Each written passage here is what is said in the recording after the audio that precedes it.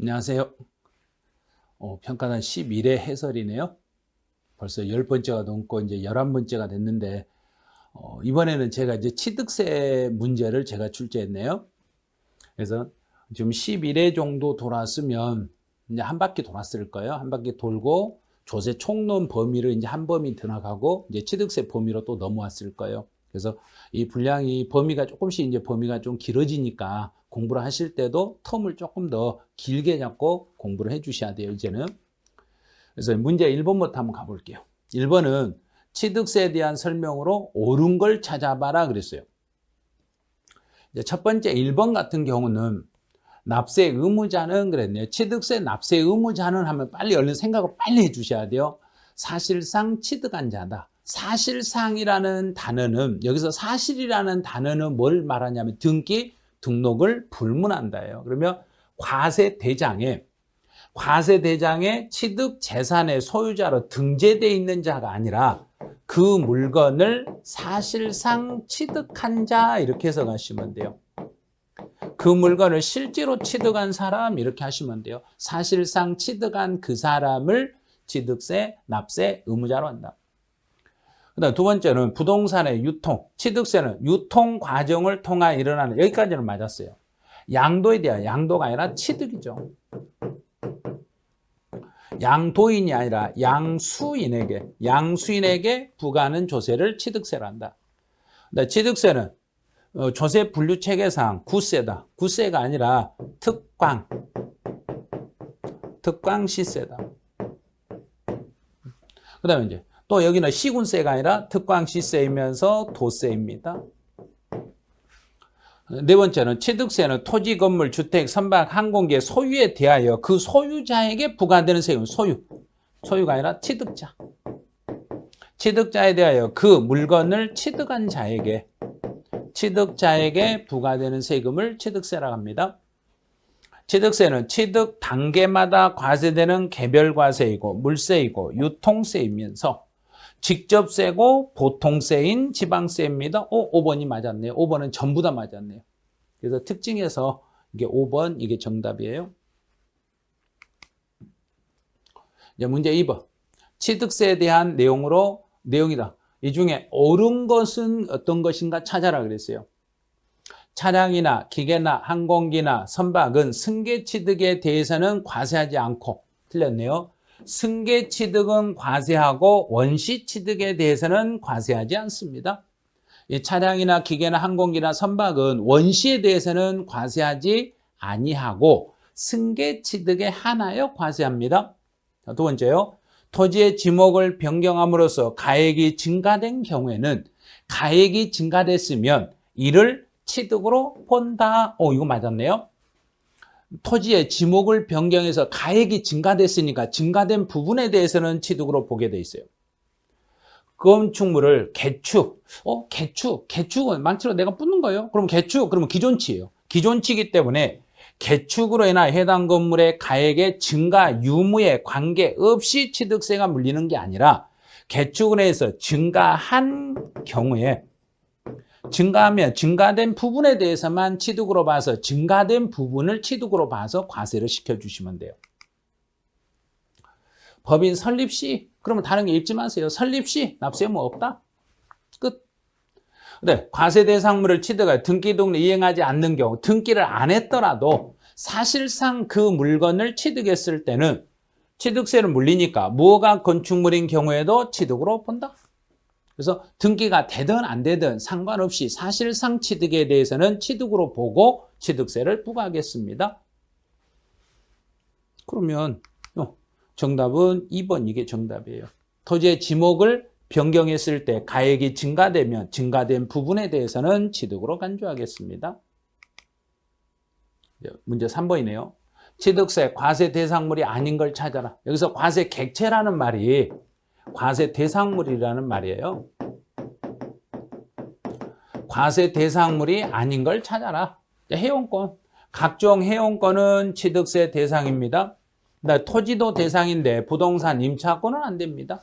그래서 아무리 등기가 됐더라도 등기된 부동산 임차권은 양도소득세 대상이지 취득세 대상은 되지 않습니다. 그래서 2번 정답이에요. 4번은 과세될 수 있는 것만으로 묶인 걸 찾아라. 이런 게 상당히 어려워요. 근데 세법은 이렇게 박스 문제가 16문제 중에서 3문제에서 4문제가 나와요. 꼭 연습을 하셔야 돼요. 박스 문제 연습을 한 4개 정도 나오니까 반드시 연습을 해 주셔야 돼요. 토지의 지목이 전에서 대지로 변경되어 가액이 증가됐으니까 세금 물어야죠. 관련 부여, 기계 장비, 기계, 차량이나 기계나 선박이나 항공기는 부품을 구입하여 자체 제작, 자체 제작이니까 원시 취득이네요. 원시로 취득했으니까 과세할 수 없습니다. 그럼 니은은 탈락. 자, 니은 탈락. 그럼 답 나와버렸네요. 사실상 취득하였지만 등기하지 않아도 사실상 취득에 대해서는 세금을 물어야죠. 공유 수면을 매립하거나 간척으로 토지를 줘서 원시 취득이네요. 토지나 건물은 원시로 취득해도 세금을 물으셔야 됩니다. 그럼 기억, 디귿, 리을. 그래서 4번은 3번이 정답이 돼요. 5번은 취득세에 대한 설명으로 옳지 않는 것. 권리 이전 행사에 등기가 필요한 물건을 서로 직계 존비속 간, 부모와 자녀 간에 서로 교환을 했어요. 그러면 등기가 필요한 물건을 서로 교환했으니까 등기가 필요하다겠으니까요. 그러면 내 앞으로 등기된 것과 부모님 앞으로 등기를 서로 맞바꿨어요. 이렇게 서로 맞바꾸면 대가관계가 입증이 됐으니까 유상이 되는 거예요. 토지의 지목을 사실상 변경함으로써 가액이 증가됐으니까 당연히 취득으로 봐야 되겠네요. 설립시 그러면 납세 의무가 없습니다. 상속으로 재산을 취득한 경우에 상속인증 지분이 가장 큰 자가 아니죠. 상속을 받았을 때는 상속인 각자가 세금을 내야지 그중에 지분이 제일 큰 사람이 내는 건 아니에요. 근데 신탁 재산의 위탁자의 지위이죠. 위탁자의 지위를 이전했다는 것은 실제로 소유권이 움직였다고 보는 거예요. 실제 소유권이 움직이니까 새로운 위탁자가 그 신탁 재산을 취득한 것으로 간주하겠습니다. 여기서는 실질적으로 소유권 이전이 돼야 돼요. 실질적으로 소유권 이전되면 새로운 위탁자가 취득세를 새롭게 내시면 돼요. 그래서 틀린 건 4번입니다. 문제 6번이에요. 유상 취득으로 보는 것은 모두 몇 개인가? 이 개수 문제 나오면 짜증부터 나죠. 그런데 세법의 개수 문제가 매년 한 문제, 두 문제가 나온다는 거. 운 나쁘면 두 문제, 운 좋으면 한 문제 나와요. 그래서 주로 최근에 두 문제씩 나왔어요. 개수 문제가 두 문제씩 출제됐어요. 공매를 통하여 국가 기관을 통해서 내 배우자의 부동산을 취득했으니까 여기는 유상, 대가관계가 입증이 됐죠. 그래서 직계 존속이 소유한 재산을 처분, 담보한 금액으로 직계 비속의 부동산을 취득했네요.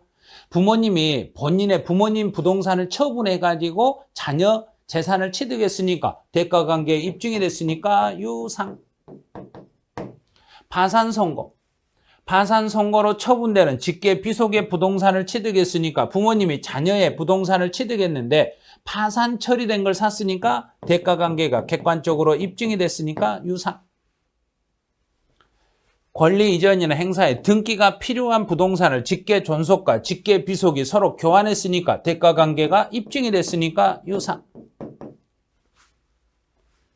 증여자의 채무를 인수하는 부담부 증여로서 채무액에 상당한 부분을 제외네요. 채무액에 상당한 부분을 제외했으니까 채무를 제외한 나머지는 유상이 아니라 증여. 채무는 유상인데 채무 인수는 유상인데 채무를 제외한 나머지는 증여로 보겠습니다. 그러면 유상으로 보는 거 모두 몇 개예요? 하나, 둘, 셋, 넷. 4개. 4개 4번 이렇게 답 찾으시면 돼요. 7번. 취득시기에 대한 설명으로 틀린 걸 찾아라 그랬어요. 1번은 공매 방법으로 유상취득은 국가기관을 통해서 거래했으니까 사실상 잔금 취급일입니다. 법인 장부에 의해서 증명이 되는 것도 사실상 증명이 됐으니까 국가로부터 유상도 사실상 증여 계약에 하여 무상취득했을 때는 등길이 아니라 계약일. 계약서를 작성한 날로 갑니다.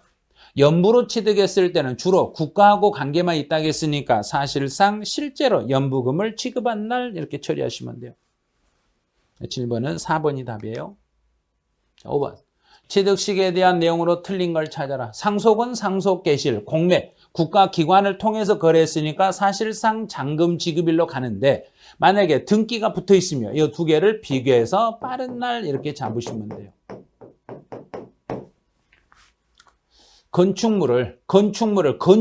건물을 건축했을 때 이 경우는 사용 승인서를 정부가 내주기 전에 임시 사용 승인을 받았으면 임시 사용 승인을 받은 날과 사실상 사용일 중에서 빠른 날로 가면 돼요. 재산 분할이라는 것은 옛날부터 내 물건인데 지금 내 앞으로 등기를 하니까 등기한 취득 물건에 등기한 날, 이 날을 취득일로 잡으시면 돼요. 네, 법령에 따라서 매립으로 원시 취득했을 때는 매립이나 간척으로 원시 취득했을 때는 등기일이 아니라 공사, 준공, 인가일이 돼요.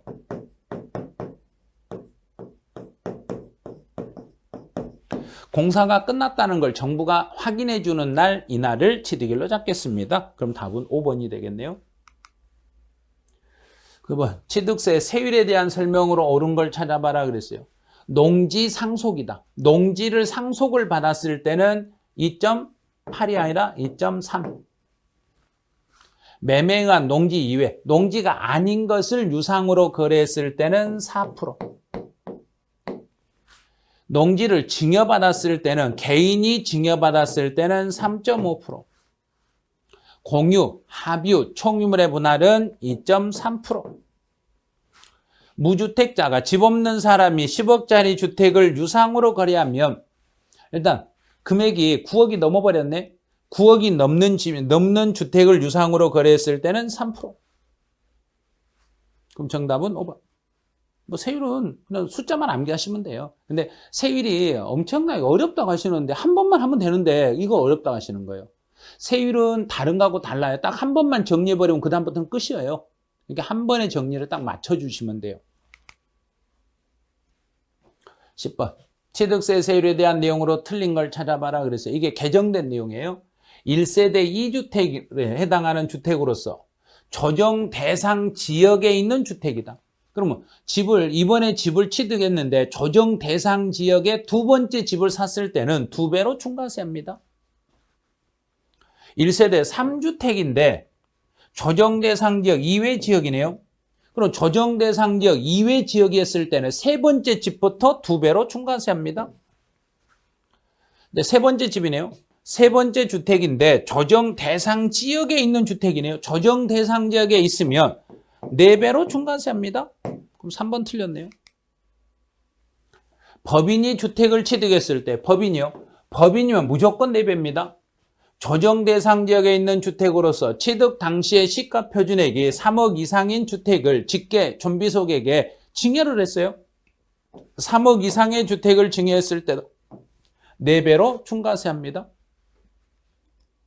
그래서 집을 한 개 가진 사람은 예외적으로 동그라미 5번에서 이제 단서가 나와야 돼요. 나중에 단 1세대 2주택자가 1세대 1세대 집을 하나만 가진 사람이 자녀에게 또는 부모에게 증여를 했을 때는 금액이 3억이 넘어도 1세대 1주택자는 예외로 봐주는 거예요. 그래서 여기서는 이제 1세대 여러 개 집을 가지고 있다고 보고 문제를 푸는 거예요. 조정 대상 지역의 주택으로서 시가 표준액이 3억 이상인 주택을 증여했을 때는 4배로 중과세합니다. 그래서 정답은 3번이 되는 거예요. 여기까지 해서 여러분들이 이제 이번 취득세는 취득세 세율 문제까지 해서 이번에는 문제가 만들어진 거예요. 그래서 범위가 처음에 첫 번째 앞에서 할 때보다 범위가 상당히 늘어났죠. 범위가 늘어나다 보니까 이제 지금은 이렇게 늘어났는데 또 두 번째 돌아가고 세 바퀴째 돌아갈 때 범위가 더 늘어나요. 취득세 전범위로 가는 경우가 있어요. 그 다음에 이제 취득세 전범위 끝나면 취득세하고 등록면허세 이제 전범위로 가고, 거기가 끝나면 지방세 전범위로 가고 그래요. 이게 범위가 조금씩 이렇게 늘어나면서 여러분 실력을 늘리셔야 돼요. 그래서 문제 푸는 요령을 내가 지금 처음 조금만 하는 게 아니라 넓게 했는데도 그 문제를 다 풀 수 있는 능력이 되셔야 되는 거예요. 그래서 처음에는 문제 푸는데 많이 어려웠을 거예요. 근데 지금쯤 한번 10번 돌아오고 11번째 되니까 이제부터는 요건 이렇게 풀지, 요건 이렇게 풀지. 그리고 순간적으로 이거는 이렇게 푼다. 딱 문제 답이 보이기 시작할 거예요. 그래서 평가단이 한 20회 정도만 여러분이 진행하신다면 분명히 성적은 올라가요. 왜냐하면 제가 요 평가단과 관련된 것을 과거 한 15년 정도 이걸 계속 진행을 해줬어요. 제가 무료로 계속 진행을 해줬는데, 그런데 이제 메가랜드에서 전체적으로 선생님들 같이 하자. 그래서 전체적으로 하는 걸로 이렇게 폼을 바꿔드렸는데, 근데 지금 여기 평가단에 참여하신 분들이 전부 다 여러분들에게 재능 기부하고 계신 거예요. 그래서 여러분들이 약간만 어렵더라도 선생님들 지금 수고가 너무 많습니다 하고 단 한마디라도 해주시면 저희 선생님들이 약간 이걸 준비하고 하는데 더 힘이 날 거예요. 그래서 여러분들이 지금 저희 선생님들하고 직접 대면하는 게 아니라 여러분들은 컴퓨터 화면, 메가랜드 메인 화면에다가 거기에다가 여러분들이 댓글을 달잖아요. 이것 좀 해주세요. 저것도 해주세요. 근데 진짜 그게 어려워요. 왜냐하면 이거를 저희 선생님들이 지금 문제를 올려주고 해설을 하지, 나머지 부분은 전부 다 저희 메가랜드 본사 직원들이 같이, 저희들하고 같이 작업을 하는 거예요. 그러니까 선생님들한테 질문할 내용이 있고, 거기에 본사에 질문할 내용이 있는데, 거기에다 선생님들한테 강의 내용을 막 질문해버리면 답변이 안 되는 거예요. 그래서 질문 내용은 저희 선생님들 개별 선생님들의 Q&A 코너가 있어요. 그쪽에다가 질문을 하셔야 되고, 그런데 이건 분명 해설 들으면 전부 다 알 수 있는 내용들이에요. 그리고 그냥 뭐 추가로 더 이것 좀 해주세요, 이런 것도 해주세요, 그건 안 돼요. 왜냐하면 저희가 이 부분 하는 것도 많은 시간을 할애해서 하고 있는 부분이기 때문에 여러분들이 요거 저희를 위해서 이렇게 고생하는데 더 이상 부탁하면 안 되겠다, 여기에서 더 부탁해버리면 저희가 도중에 과부하 걸리는 수가 있어요. 그래서 될 수 있으면 조금만 저희 하는 방식으로만 그대로 따라오시면서 지금 형태로 따라오시면 10월달 갈 때 되면 분명히 여러분들에게는 성적이 나도 모르는 사이에 어마어마하게 성적이 올라가 있어요. 그래서 너무 욕심을 부리지 마시고 매주 10문제씩 하는 거, 그걸 과거 진행했던 걸 다시 한 번씩 풀어보세요. 컴퓨터에 다 들어있잖아요. 들어있으니까 오늘 내가 예를 들어서 재산세를 배웠다. 그럼 재산세하고 관련된 평가단 문제를 다시 한번 풀어보세요. 또 풀 수 있잖아요. 다시 풀었을 때 옛날하고 몇 개 정도 차이가 나는가. 그런 걸 점검해야지 이것도 해주세요, 저것도 해주세요, 그러면 진짜 곤란해요. 그래서 그런 문제들을 저희가 안 지우고 계속 올려놓잖아요. 올려놓으니까 다시 한번 또 가서 한번 풀어보시고 다시 한번 풀어보시고, 안 되면 나중에 이론 정리하고 나서 다시 들어가서 한번 풀어보고, 이렇게 해서 개수 차이가 얼마나 나는가 이렇게 확인해 보시고, 이렇게 하시면 스스로 아마 만족감이 드실 거예요. 그래서 스스로의 평가단 해설 강의를 들으신 분들이 내가 이걸 하기를 진짜 잘했다, 이걸 안 했으면 나 어떻게 하겠냐, 그래서 메가랜드가 이렇게 제공해서 우리가 합격생을 많이 만들겠구나. 저희 선생님들이 자진적으로 참여하신 분들이 너무 많거든요. 그래서 자원해서 참여하신 분들이 너무 많기 때문에 이 선생님들에게 제가 너무 미안하는 거예요. 그래서 원래는 제가 혼자 개인적으로 했던 내용을 다른 선생님들하고 같이 하게 돼가지고 좀 미안한데, 그래서 선생님들한테 제가 더 이상 다른 것을 요구하지 말아라 지금 그런 거예요. 제가 혼자 한다 하면, 해달라고 하면 저는 세법은 이거는 해드리겠습니다, 이건 안 됩니다 그러는데, 지금 현재로 봤을 때는 이 정도 하시면 엄청난 걸 하는 거예요. 지금 일주일 동안 전 과목을 범위를 정해서 이렇게 진도로 따라오는 거 엄청난 거거든요. 그러니까 지금처럼 잘 따라오셔가지고 시험 볼 때까지 좋은 결과 만들기 바라네요. 그래서 이번 10일에 평가단 해설은 여기서 마치죠. 네, 수고하셨습니다.